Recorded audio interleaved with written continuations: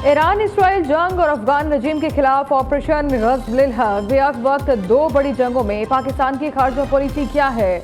हुकूमत कौमी असम्बली और सेनेट में पार्लिमानी लीडर्स को आज इन कैमरा ब्रीफिंग देगी।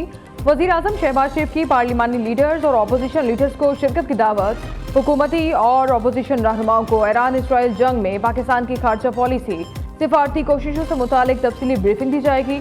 शुरा को अफगान तालिबान और दहशतगर्दों के खिलाफ फौजी ऑपरेशन में होने वाली कामयाबियों और तालिबान रजीम के ठिकानों पर बमबारी से मुतालिक तफसीलात से आगाह किया जाएगा।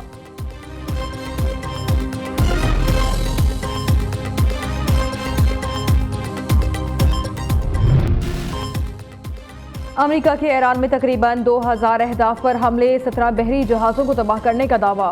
अमरीकी सेंट्रल कमांड सेंटकॉम का कहना है ईरान की जानिब से 500 बैलिस्टिक मिसाइल और 2000 से ज़ायद ड्रोन दागे गए। खलीज अरब, हुर्मस और खलीज ओमान में अब कोई भी ईरानी बहरी जहाज मौजूद नहीं। अमेरिका ईरान के मिसाइल पैड्स को तबाह करने की कोशिश कर रहा है। ईरान के जोहरी और बैलिस्टिक मिसाइलों को निशाना बना रहे हैं। 153 ईरानी शहरों पर क़यामत खेज़ हमलों में 165 तालिबात समेत 787 शहीद। तेहरान का लीडरशिप कॉम्प्लेक्स मलबे का ढेर बन गई। ईरान ने एक बार फिर मुज़ाकरात से इनकार कर दिया। ईरानी वज़ारत ख़ारजा के तर्जुमान इस्माइल बकाई का कहना है हुकूमत की तवज्जो मुल्क के दिफा पर है। मुज़ाकरात की आड़ में हमले करने वाले रुस्वा होंगे।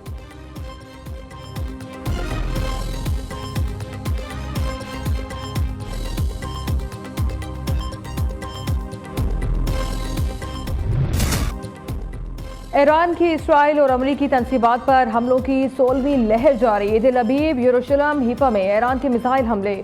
इसराइल में सायरन बज उठे। यहूदी हमलों के खौफ से शेल्टर्स की तलाश में भागते रहे। पासदारान इनकलाब का कहना है इसराइली फौज के बुनियादी ढांचे को भी निशाना बनाया गया है। वस्ती इसराइल समेत कई इलाकों में ईरानी मिसाइल और ड्रोन हमलों से दर्जनों इमारतें तबाह हो गईं। कई मकामात पर आग लग गई।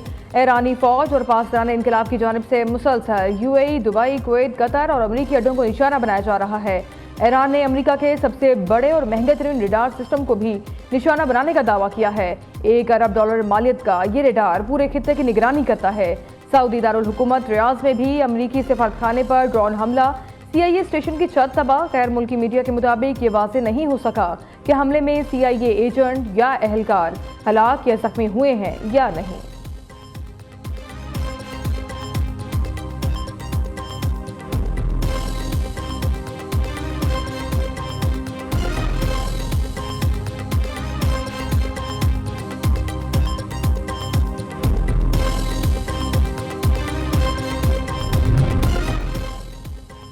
ईरान की फ़ज़ाइया, बहरिया और क़यामत ख़त्म करती है। अगर अमेरिका पहल ना करता तो ईरान हमला कर देता।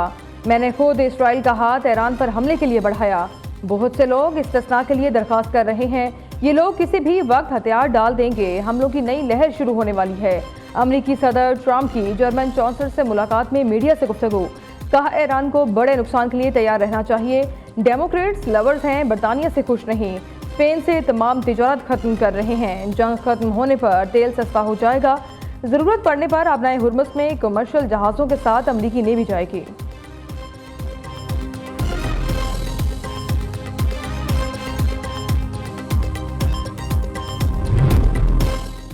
अमरीकी सेनेट में जंगी इख्तियारात के हवाले से करारदाद पर वोटिंग आज होगी। करारदाद में कहा गया है कांग्रेस की मंजूरी के बगैर अमरीका मज़ीद फौजी कार्रवाई नहीं कर सकेगा। दिफा या ईरान की जानिब से बराह रास्त हमले की सूरत में कार्रवाई का इख्तियार बरकरार रहेगा।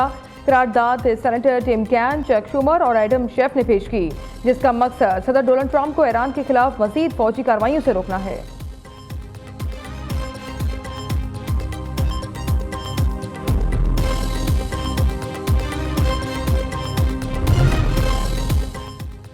ईरान में नए अहद का आगाज। मुश्तबा खामिनाई को ईरान का नया सुप्रीम लीडर मुंतखब कर लिया गया। इसराइली मीडिया का दावा ईरानी सरकारी हलकों की जानिब से कोई बाज़ाब्ता तस्दीक नहीं की गई।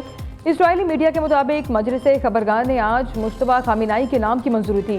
आयतुल्लाह खामिनाई की नमाज जनाजा इमाम खमीनी हॉल में अदा की जाएगी और मशहद में आखिरी आरामगाह होगी।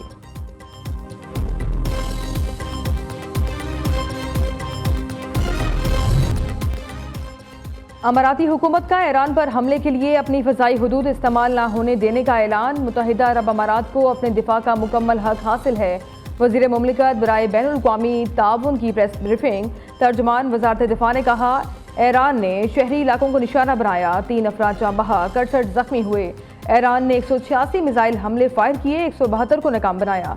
13 समंदर में गिरे, 755 ड्रोन हमलों को नाकाम बनाया गया। हमारे पास स्ट्रेटेजिक हथियारों के ज़खायर मौजूद हैं। इस तनाज़े की तोसी के ख़्वाह नहीं, कशीदगी में कमी चाहते हैं।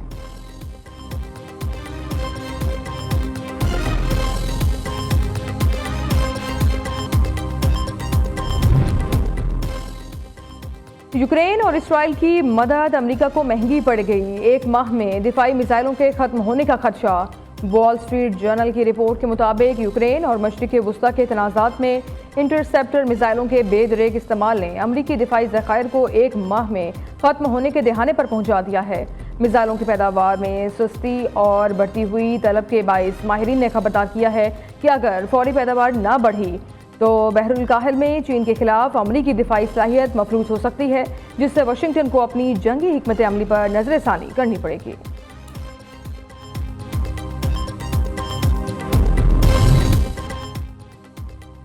मोदी ईरान हमले से पहले इसराइल क्यों गया, इंटरनेशनल मीडिया और भारतीय अपोजिशन की तनकीद।